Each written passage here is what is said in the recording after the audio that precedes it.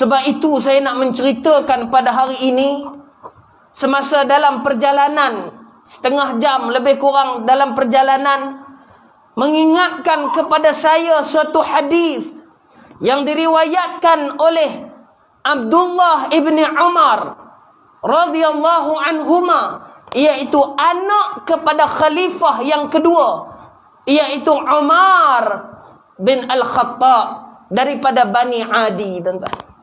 Anaknya Saleh Abdullah meriwayatkan daripada Nabi sallallahu alaihi wasallam, qala Rasulullah, kata Nabi, tuan-tuan, inna zulma zulumatun yaumal qiyamah. Hadis yang pendek sedekah Rasulullah, yang mana Nabi mengingatkan kepada kita orang Islam.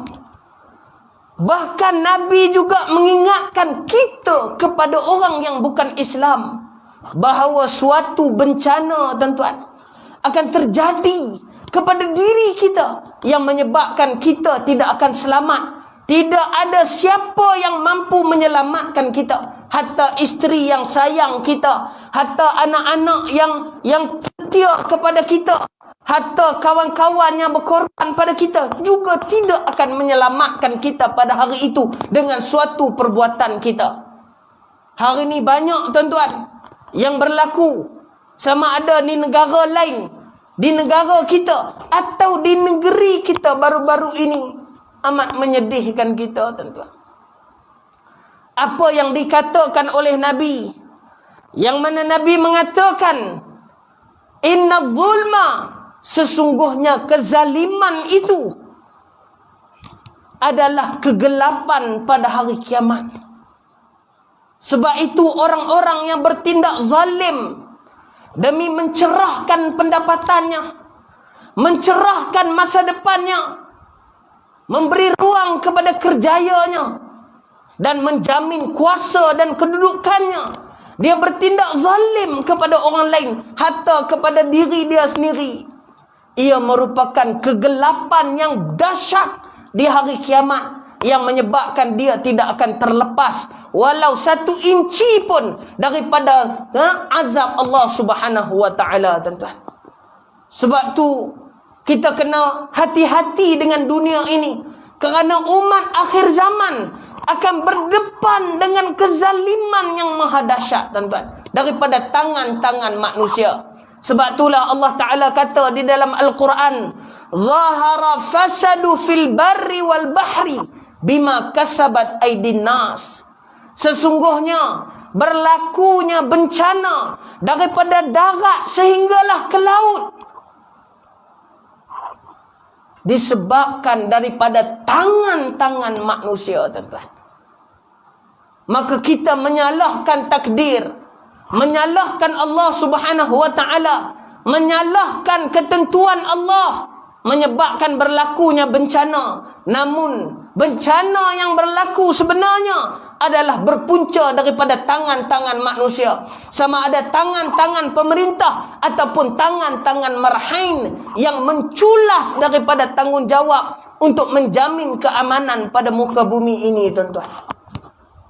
Maka, tuan-tuan, saya nak memberi amaran dan peringatan kepada diri saya dan tuan-tuan yang berada dan penonton yang menyaksikan pada malam ini, supaya suatu sifat yang hendaklah dijauhkan oleh kita, iaitu menzalimi orang lain dan menzalimi diri kita sendiri. Allah menjadikan iblis bersemayam di dalam singgahsana di syurga, tuan-tuan. Apa yang iblis buat? Illa iblis aba wastakbara wa kana minal kafirin, tuan-tuan. Oleh kerana sombongnya iblis, dia enggan bersujud, memberi hormat kepada Adam alaihi salam, menyebabkan dia dibuang daripada syurga Allah Subhanahu wa taala. Iblis telah menzalimi diri dia sendiri dan dia langsung tidak memohon keampunan daripada Allah Azza wa Jal. Itu sifat iblis. Namun setelah Adam diciptakan, tuan-tuan, diceritakan di dalam suratul Baqarah, diceritakan di dalam suratul A'raf, bahawa Adam telah melakukan suatu kesilapan, tuan-tuan. dengan mendekati sebatang pokok yang telah diperintahkan oleh Allah supaya jangan didekati pokok tersebut. Tapi Adam ingkar arahan Allah, lalu dia terculas, maka dia telah melakukan kezaliman pada dirinya sendiri, sehingga Adam diletakkan daripada syurga sehingga duduk di muka bumi, yang mana kita hari ini adalah anak cucu daripada Nabi Adam alaihissalam. Sebab tu kesan kezaliman ni tuan-tuan bukan berlaku 2-3 hari. Kita takkan nampak 2-3 hari tuan-tuan. Dia akan berlanjutan seminggu, sebulan, setahun, 10 tahun, bahkan 100-an tahun tuan-tuan, memakan masa. Kerana kezaliman ini telah memakan banyak korban di muka bumi ini tuan-tuan. Sebab tu tajuk besar pada kita pada minggu ini ialah nak membicarakan tentang kezaliman, yang mana manusia bertindak zalim sesama manusia. Manusia bertindak zalim kepada haiwan. Ianya dikira oleh agama saja-saja kucing lalu, kucing tak bersalah pada kita, kita sepak kucing tu, kucing itu boleh menuntut kepada Allah Azza wa Jalla. Saja-saja kita tengok ada pokok bunga, belum? Pokok bunga. Kita tengok ada pokok bunga yang cantik, kita geram tuan-tuan. Kita khianat, kita zalim pada tumbuh-tumbuhan, kita patahkan pokok-pokok yang ditanam. Sebab itu para jemaah haji yang saja-saja pi kepak pokok masa dia duduk di Madinah, dia kepak pokok masa dia duduk di Mekah dalam keadaan dia berihram, maka dia dikenakan dam tuan-tuan, bukan ces. Dia dikenakan dam. Kenapa? Tanggungjawab kita supaya kita tidak zalim pada diri kita. Takkanlah Islam tuan-tuan menyambut pada 10 Muharram dengan mencederakan diri sendiri, ambil rantai balun dengan menyatakan ya Ali, ya Husain. Adakah itu agama tuan-tuan? Sudah tentunya tidak. Kerana itu juga merupakan suatu kezaliman kepada diri sendiri tuan-tuan. Sebab itu Nabi ingatkan kita di dalam hadis yang lain tuan-tuan. Apa Nabi kata? Abu Musa al-Ash'ari meriwayatkan hadis daripada Nabi, yang mana Nabi kata, Inna Allah la yumli lidh-dhulami hatta idza akhadhahu lam yuftalis. Apa Nabi kata tuan-tuan? Abu Musa Asy'ari meriwayatkan hadis ini.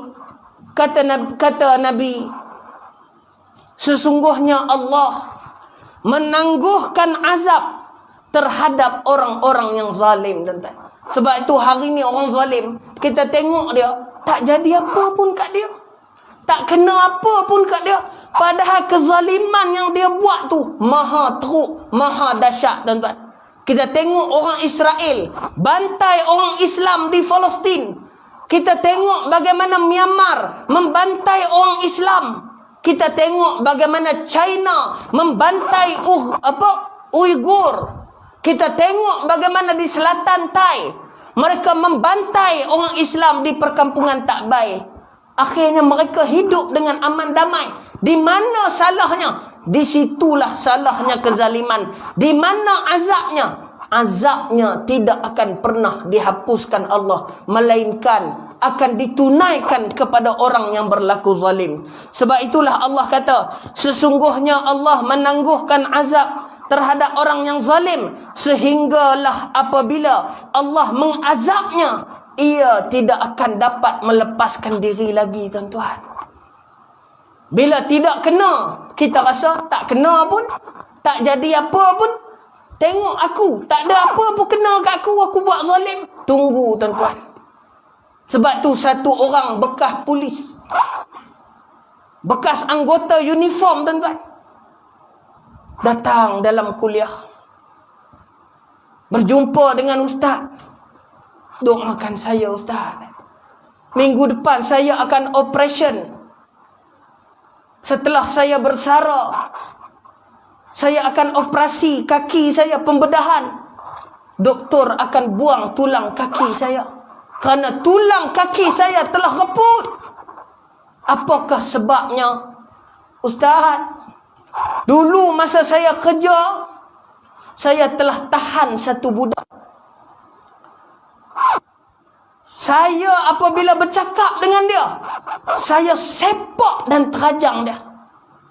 Sehingga dia kata, "Cik, saya tak buat, cik. Saya tak buat, saya tak tahu. Saya tak buat." Soleh budaknya, tuan-tuan. Solat dia. Pada masa tu, apa dia, tuan-tuan? Dia ingat tak apa yang dia buat? Dia tak ingat, tuan-tuan. Sebab tu pepatah Arab mengatakan, orang yang menzalimi pulang dan tidur pada waktu malam. Tetapi orang yang dizalimi pulang dan tidak dapat melelapkan matanya, melainkan dia mengingat apa yang kita perlakukan kepada dia. Sebab tu maklum, kita dah pernah lalui maklum. Bila orang kata kat kita, bila kita main masjid, bila kita solat, bila kita buat amal baik, bila kita buat kebajikan, orang kata pada kita. Orang yang kata tu, dia tak ingat pun yang dia kata kat kita. Tapi kita, tuan-tuan, balik rumah tak lelap mata kita. Tuan-tuan, kita mengenali diri kita. Sebab itu para penonton dan hadirin sekalian, kezaliman ini suatu yang dahsyat, tuan-tuan. Bila dia dah pencen, tuan-tuan, dia masuk dalam masjid, dia duduk dengan tongkat, doakan saya. InsyaAllah, InsyaAllah Haji, Allah sembuhkan penyakit Haji, Allah berikan keringanan. Menangis dia, tuan-tuan. Lama dia menangis. Dia kata, "Bukan Ustaz, bukan itu Ustaz. Saya teringat," dia kata, "masa saya kerja dulu." Berapa tahun, tuan-tuan? 15 tahun yang lepas. 15 tahun yang lepas masa saya kerja, saya tahan satu budak. Saya tanya dia, saya marah dan saya sepak dia dengan kaki saya. Sehingga budak tu kata, "Cik sepak saya. Saya doa pada Allah, reput kaki cik." Sehari berlalu, 2 hari berlalu, seminggu dan setahun berlalu, sehingga 15 tahun selepas dia pencen. Pada waktu tu, dia pun tak ada lagi insurans, bantuan seperti mana dia kerja dulu. Agak sukar dari segi kewangan, hanya mengharapkan pencen yang ada, tuan-tuan. Tentulah tak cukup dengan kos yang sebegitu besar untuk pembedahan kaki itu. Akhirnya kebimbangan yang ada dalam hati dia lebih besar daripada apa yang dia buat dulu. Sehingga itulah, tuan-tuan, Allah janji, Allah kata apa? Allah menangguhkan azab kepada orang yang zalim, buat zalim, sehingga pada hari Allah azab dia, dia tak dapat larikan diri lagi, tuan-tuan.